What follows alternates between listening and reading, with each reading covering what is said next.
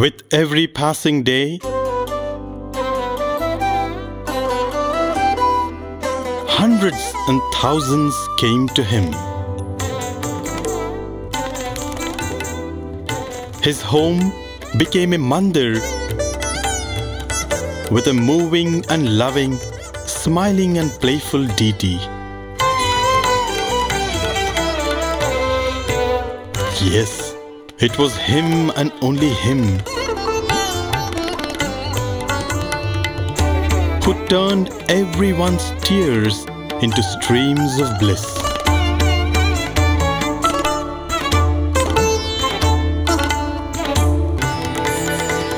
As the bud blossomed to reveal 1,000 petals,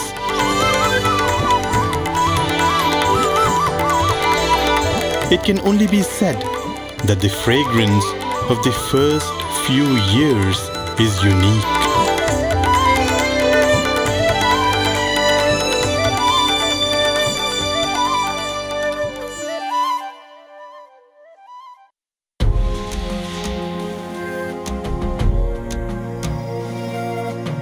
It was at Pathamandiram that all the big functions started to be held.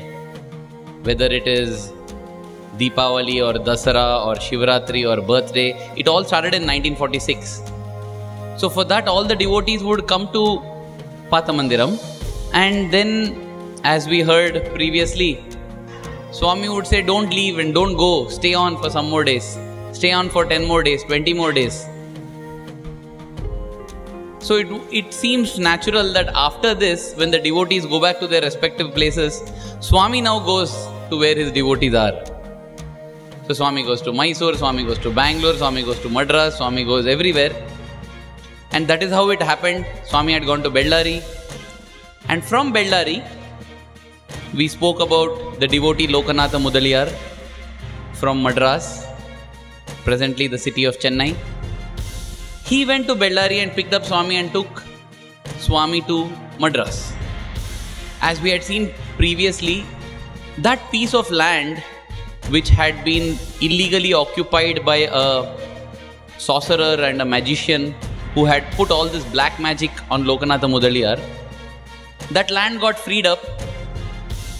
This land was in a place called Gindi. It was the desire of this devotee Lokanatha Mudaliyar that he wanted to offer this land to Swami. Swami says, properties are not proper ties. The only property that we have is our love for Bhagwan and Bhagwan's love for us. Everything else, as Adi Shankara would say, Harati Nimeshat Kalas Sarvam. In one moment, it will be taken away. Ma kuru dhana jana yauvana garvam. Don't have pride on dhana, wealth, jana, the people you have, yauvana, your youth, your influence. Don't have pride about all these, because they can all be gone in one moment. This moment it is there, next moment it is not there. They are not proper ties. And this is what possibly Lokanatha Mudaliyar realized. And he said, Swami, I don't want this land. I want to offer this land to you. I want to build your home here. And Swami said, yes, definitely. And Swami had said, I will come for the Bhumi Puja. So as plans were being made, Lokanatha Mudaliyar receives a letter from Bhagwan. In the letter, Swami says, I shall accept the abode, but don't install my idol there. Install the idol of the previous form, which is Shirdi Sai.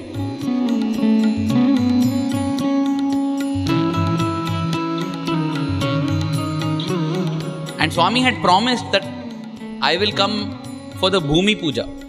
You know, the land is worshipped as Mother Earth.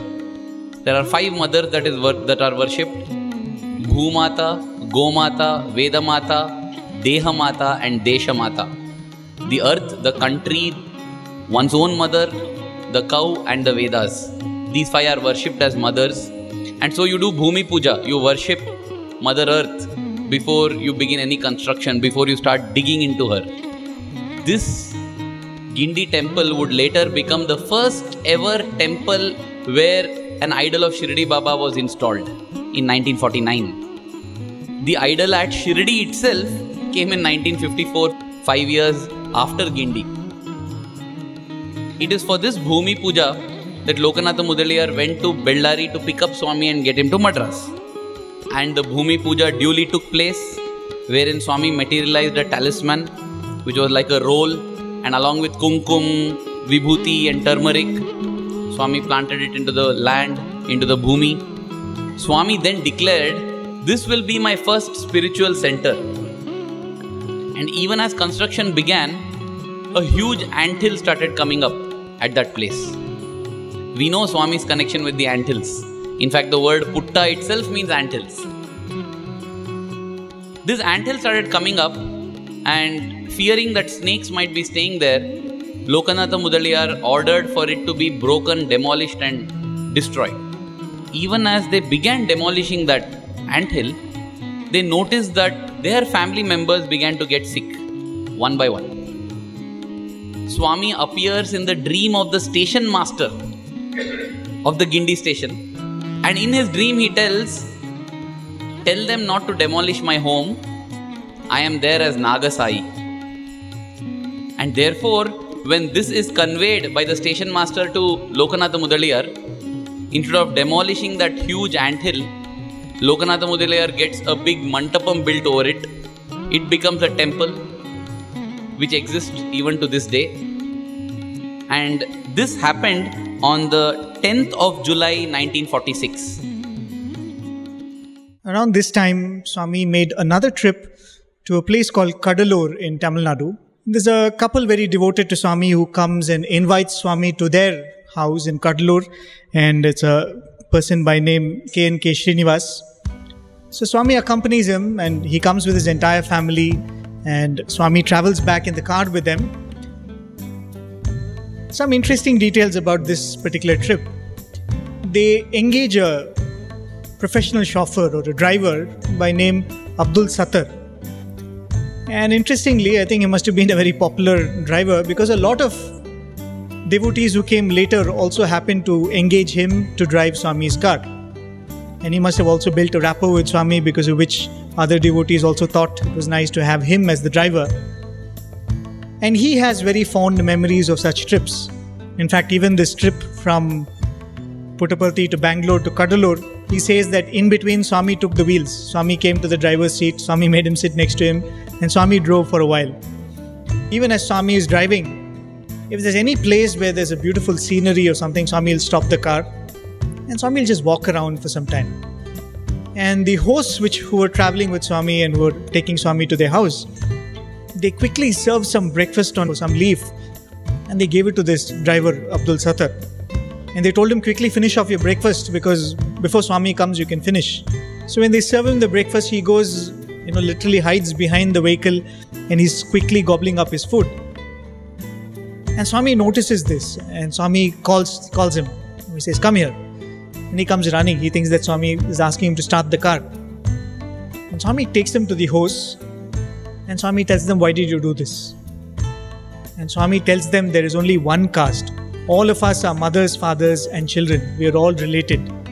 How can you treat him separately like this? And the next stop, where they stop for breakfast, Swami makes him sit next to him, and Swami serves him food, and Swami ensures that henceforth every time he's treated like one of the people who's part of the convoy. And typically, drivers would do it. This driver told Swami, just 2 rupees per kilometer.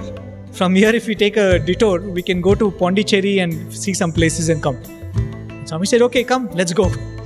So from Kadalur, Swami went with his driver to Pondicherry, Tiruvannamalai, because Swami didn't go into the ashrams.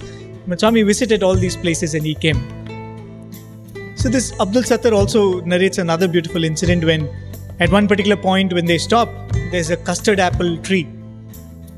And Swami goes around walking as usual, and he goes to this custard apple tree, and he says he clearly sees that Swami plucked a custard apple. And then he came towards the driver. So the driver was very happy. He said, "All of these rich people are there, the hosts are there, but Swami is coming towards me to give me the custard apple." And Swami gives him the custard apple, and when he looks at it, it's a red, ripe, good apple.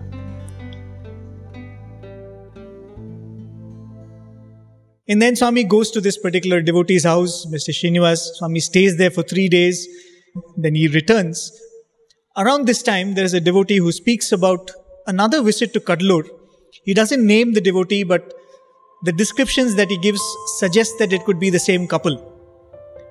And this story is very, very fascinating. There is this couple who come to Swami and they get ignored. Can you imagine being ignored in the old mandir?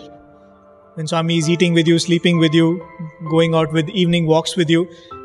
And that's Swami. Even then he can ignore if he wishes to. So this couple were constantly being ignored and they kept coming back again and again. Why did they come back again and again? Otherwise, a very rich family, they had got into a lot of debts. They were in a lot of trouble, so they came to Swami hoping that Swami will solve their problem. Eventually, Swami speaks to them and Swami answers their prayer of going to their house in Kadalur.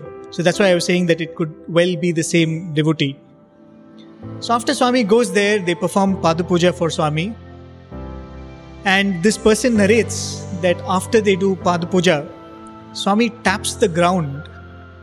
And there, can you believe it, appears a small bronze vessel, bronze pot filled with gold coins. What more do you want, especially in the situation they were in? They were so excited. That was one stroke, Swami has solved all their problems. But then Swami is very playful, isn't he? So Swami materialized this pot of gold, gives it to them, and Swami says, come, let's go to Puttaparthi now. And he makes them lock their house with that pot of gold and makes them come to Puttaparthi. So all the while their mind now is only on that pot of gold. So Swami takes them to Puttaparthi and Swami makes them stay, and every other day they come and ask, Swami, can we return? Suggesting, can we go back to that pot of gold? Right? Swami says, no, I'll tell you. And Swami makes them stay for 2 weeks and they become so restless that one day they leave without taking Swami's permission. And they are like waiting to go and again have a look at that pot of gold. They open the door and it is there. It has not vanished. It is still there, and greedily they go and touch it and it vanishes. So of course he comes back after that. Swami doesn't talk to that family for a long time. See, this is how we are. This is how silly we are. Right? Here is Swami who can solve all our problems. When we talk about surrender, one image which always comes to mind, and Swami would also say this. Swami would say, I'm above you, below you, in front of you, behind you, all around you. When Swami says that, you can only think of the relationship a child has with a mother when the child is in the womb. Right? When the child is in the womb of the mother is above, below, before, behind and all around the child. And when the child is in the womb like that, the child does not have to tell the mother, it's 2 o'clock, give me lunch. The child does not have to tell the mother, I'm feeling hungry, give me some milk. Everything is automated. When you need it, it comes to you. If it has not come to you, the need has not arisen. And when we turn to Swami and we believe that yes, he can give and he knows the time, right?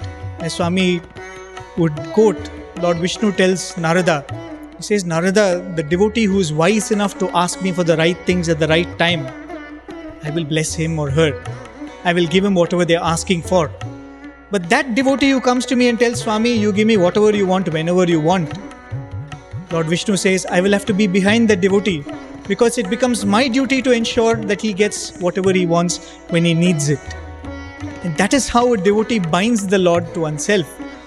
Swami comes, he solves all our problems when we look up to him as our only solace and our succor. But after that, we get back to the world. We think that, now we have got Swami. Now I have finished my Prashanti pilgrimage. Now it's time to get back to the world. Swami writes beautifully in the Ramkatha Rasavahini towards the end in what is possibly the most controversial thing that Lord Sri Rama did, which is sending away his chaste and pure wife Sita to the forest. And he sends her away because apparently a washerman passes a comment saying, how could the king accept a woman who stayed in somebody else's home? And this is after Sita has gone through the Agni Pariksha. But when we read the Ramkatha Rasavahini, which is an autobiography because the Lord has written it, Swami writes so beautifully that when this news reaches Rama of what the Dhobi has said about his wife Sita, Rama goes to Mother Sita and says, Sita, I am very happy with you. What do you want? Ask for what you want. And at that point in time, Mother Sita says, Rama, always I have had this desire to visit the different hermitages that are around Ayodhya. It will be nice if I can go and do that. You see, Swami says, in the beginning, the whole kingdom was there, but Sita says, no, I want to go with my Lord to the forest. But having gone to the forest, she sees a golden deer and says, no, I want the golden deer. And Swami in his discourses says, the moment you get kama, desire, Rama goes away. And for that, Sita begins to repent after that. Because Ravana takes her away to Lanka. And Lanka is a golden city. You know, you asked for a golden deer. I am giving you a whole golden city. Take it. But Sita has realized her mistake. She says, no, I don't want anything. I don't want anything in Lanka. I want Rama, Rama, Rama, Rama. And for that sake, Rama walks all across the subcontinent, carries along with him monkeys and squirrels and everybody, and fights Ravana and rescues Mother Sita. And Mother Sita says, I am very happy now. I got my Lord Sri Rama. Once again, Rama says, now I am happy. What do you want? I mean, shouldn't Mother Sita have said, Rama, what else do I want? I have you. She says, no, I want to go for the hermitage. Rama says, okay, go. Tells Lakshmana, take Sita. Whatever she may say, don't allow her to come back. Let her be there. That is why the next time Sita meets Rama, that is after Lava and Kusha defeat Rama in battle and there is the reunion, it's almost like Prakriti, Mother Sita saying, enough Rama, now I am back with you. Now I don't want, I am leaving my body. She goes back into Mother Earth. Possibly in the initial days we wanted nothing else, only Swami, Swami, Swami. And we get Swami and we feel that we have got Swami now. And now I can focus back on my worldly desires, on my worldly career, my growth. That is what happened. That was the example that he stated. Jai Ganesh, Jai Ganesh, Jai Ganesh Deva, Mata Ki Parvati Pita Mahadeva. A month after this, after July, August, it is the time of Ganesh Chaturthi. As I said, in 1946, all the festivals were celebrated one after the other at the Pathamandiram. So for Ganesh Chaturthi, one of the most interesting things is 21 different types of leaves are brought to Lord Ganesha. It's very interesting. And you know what? All these leaves are not some exotic plants. Most of them are weeds which grow by the roadside. And the Ganesh Chaturthi festival comes immediately after the rainy season. So a lot of weeds would have grown everywhere. In fact, in our childhood, it used to be a interesting thing to go and try to search all these 21 different kinds of leaves. So Swami also takes all the people from Pathamandiram to the banks of river Chitravati and tells, come, let us collect all these leaves for the worship of Lord Ganesha. So he assigns this task to the two daughters of Tippamma, the wife of Gumagutta Subbarao.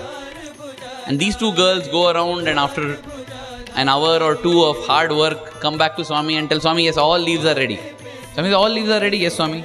And they array it. Swami says, where are the Tulsi leaves? Oh, Tulsi, we forgot, Swami. And they go around and there is not a single Tulsi plant in sight. They come back to Swami and tell Swami, Tulsi leaf, I think it will be difficult to get. Swami says, why? Just pluck and come.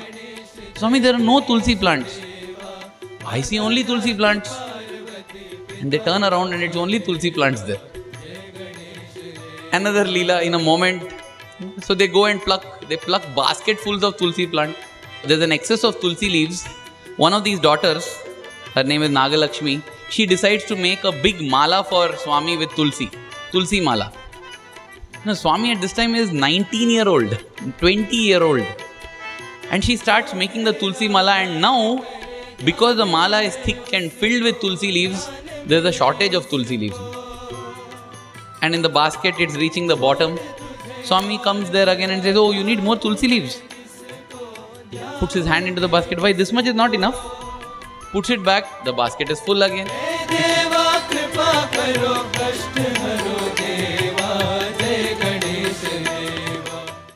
Speaking of leaves, we introduced Miss Leela, the daughter of Lokanatha Mudaliyar. She records one very interesting episode wherein she has preserved one leaf of the Bodhi tree. Her idea is after 2-3 weeks, it will dry up and then she can separate out the veins and get only the skeletal form of the leaf, She has kept it in her Bhagavad Gita book as a bookmark. Less of a bookmark, more of a way to dry it. Swami comes and picks up that book and turns, sees that leaf there, shuts the book and then opens it again for her, and the leaf is there dried, completely dried in its skeletal form. And Swami says, how much time do you think it would take to do this? And she says, Swami, at least 2 weeks. And I see this Agni Hasta. It happened in a moment. What is time for the one who is worshipped as Kalaya Namaha, Kala Kalaya Namaha, Kala Titaya Namaha? Time, space, all these are playthings. We have to keep reminding ourselves of this. One of the biggest sadhana we can do is to remind ourselves of who Swami is, so that we will be able to get our priorities right. Miss Leela Mudalyar, there's another beautiful incident she narrates. As he mentioned, she's a botanist, right? So she had this habit of sending New Year greetings to Swami. And being a botanist, what she used to do, she used to draw a beautiful flower on the greeting card and send. And every New Year she had this habit of sending this greeting card to Swami. And what would Swami do? Swami would wave his hand, materialize a small stamp-sized photo of himself, stick it on that flower and send it back to her. And this would happen every year on New Year. A very simple incident, but I think this is what Swami wants all of us to do. There is no one thing which pleases Swami. There is no one art form that pleases Swami. There is no one talent which pleases Swami. What is yours, you offer it to him and he will accept it. There was another, maybe quickly I'll narrate, there was this old devotee of Swami who's been coming from the 70s. He became an architect eventually. And Swami has been talking to that person since he was a student, and so he went through this education. So he became an architect who builds luxury homes, right? So that's his speciality. So one fine day Swami calls him and Swami tells him, look, I'm building a hospital. I'm building the second hospital in Bangalore. I want you to do the designs for that. And this person said, Swami, I've never done any building like that. I'm always doing luxury homes and luxury buildings. Swami said, no, I want you to do this for me. And Swami said, you do it. So he went back and his entire firm sat on it for 3 months. And at the end of 3 months, they had all the diagrams. It could be very complicated. They have to have all the diagrams in place. So he does all of that. And he comes to Swami, he's pretty satisfied. He said, in 3 months, it's pretty good progress that we've made. So he makes all of these designs and he comes to Swami. Swami is in Parthi. Swami is staying in the Purnachandra at that time. So Swami calls him when he sends word. So he takes all of these diagrams in these long, architects have these cases. And when he goes inside Swami's room is filled with models. Models are done after the diagrams, right? According to architecture. So he goes there and Swami is telling him, this model has come from this place. This model has come from this architect.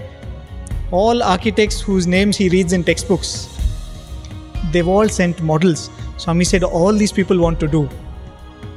Then he looked at the diagrams in his hand, which was his first attempt at designing a hospital. Swami showed him all the models and said, but I want you to do it for me.